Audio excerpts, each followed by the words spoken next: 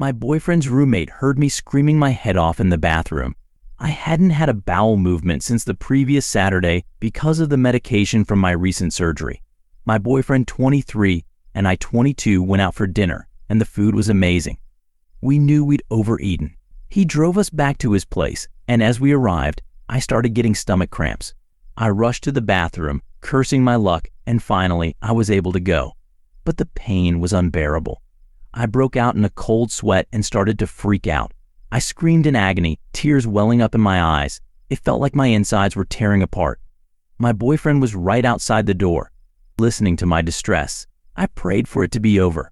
I was crying and screaming at the top of my lungs. I started feeling dizzy and lightheaded. My boyfriend was getting worried on the other side of the door.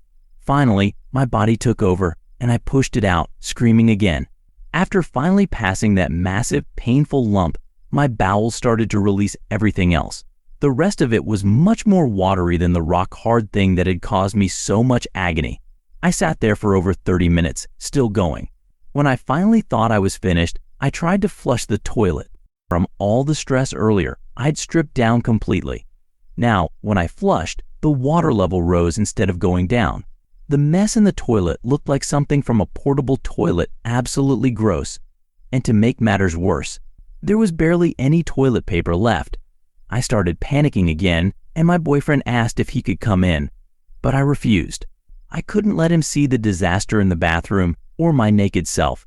Eventually, he got frustrated and told me to get out of the way.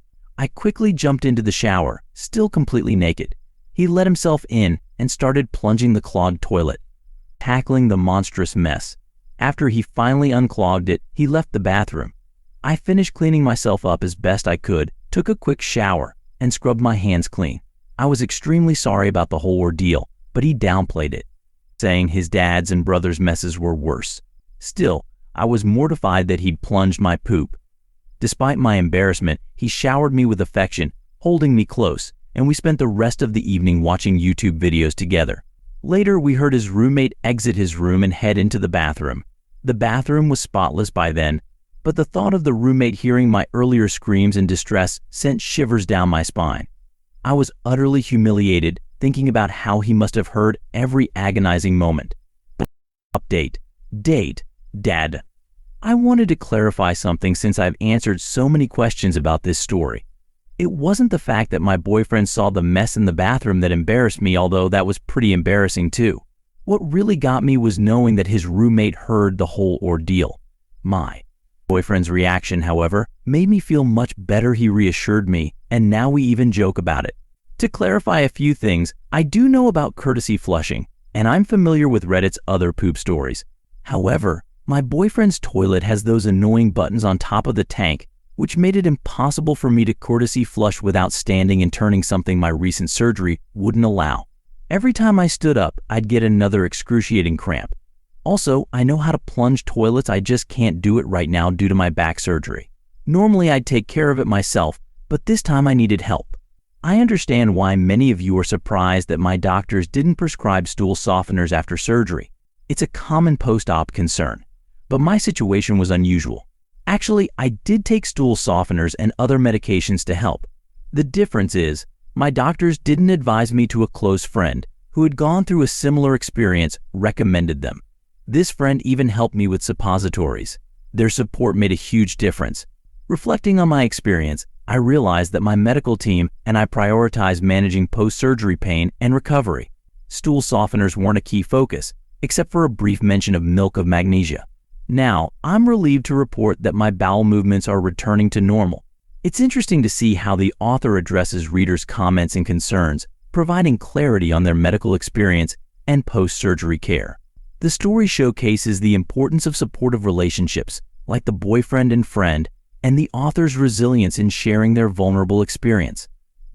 I want to emphasize that every patient's journey is unique, and what works for one person might not work for another.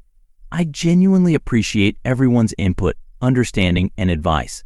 Your words of wisdom have been taken to heart, and I'm grateful for this community's support. This concludes the story elegantly, highlighting the importance of individualized care and the value of community support. The author's vulnerability, humility, and openness to feedback have made this story an engaging and relatable read. The backstory behind my back surgery: my surgery wasn't planned. It happened after a spontaneous moment at an event with my boyfriend. I decided to try a rope swing, but my grip failed and I fell 10 feet into the bay. He was by my side every step of the way through the ambulance ride, which I initially refused, the second ambulance ride, my first night in the hospital, the surgery, and beyond. His unwavering support and care have only strengthened our bond. In fact, right after surgery, I told him that whenever he decides to propose, my answer will already be yes. For now, I'm staying at his place because it's more handicap accessible, being on the ground floor compared to my upstairs apartment. He constantly checks if I'm pushing myself too hard and insists on taking care of me. His selflessness and love have shown me that he's truly a partner for life more than a keeper, indeed. This heartfelt conclusion highlights the accident that led to the surgery, and more importantly, showcases the boyfriend's unwavering support and care, solidifying their relationship. Personal circumstances: since I don't have a strong family support system, I've learned to lean on my closest friends and my boyfriend. They've become my rock, and I'm grateful for their unwavering support. That's why, when it comes to seeking advice, I often look to this community and the people closest to me. Your words of wisdom and shared experiences have been invaluable. This concluding part offers insight into the author's personal life, highlighting the importance of chosen family and community support. The entire story has come full circle, from a vulnerable and humorous account of a medical mishap to a heartfelt expression of gratitude and love. Update 2: I've crossed paths with the roommate once since the incident, but we haven't broached the subject. I've decided to take a sweet approach literally. Baking cookies seems like a subtle yet thoughtful apology.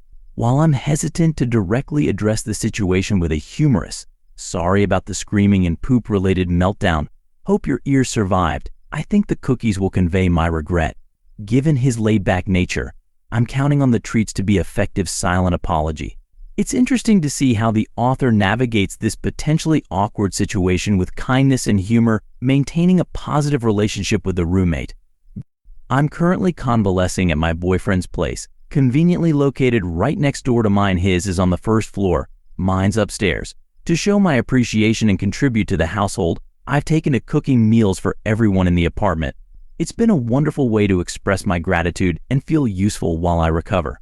Plus, it's brought us all closer together. Food always has a way of doing that, doesn't it? A message from me: I've noticed some skepticism surrounding my post, and I want to assure you every word is true. My boyfriend and I have actually been entertaining ourselves by reading some of the more amusing comments, particularly those doubting the authenticity of my story. We've had a good laugh at the creative theories and speculation. But I assure you, my poop-filled ordeal was all too real. A note from a Reddit podcast fan: as an avid listener of Reddit-focused podcasts r/2 hot takes, Dusty Thunder, OK Storytime, Comfort Level, and Thread Talks, I'm no stranger to extraordinary and heartbreaking stories. That's why I felt comfortable sharing my own tale, embarrassing as it was. To me, poop is just a natural part of life, and laughing about it feels liberating. I know it might sound juvenile, but I find humor in the mundane and messy aspects of life. The laugh sharing my story served two purposes: to showcase my amazing boyfriend's care and support, and to poke fun at my own ridiculous situation, or as some called it, my situation. As someone who works with kids, I'm no stranger to bathroom humor.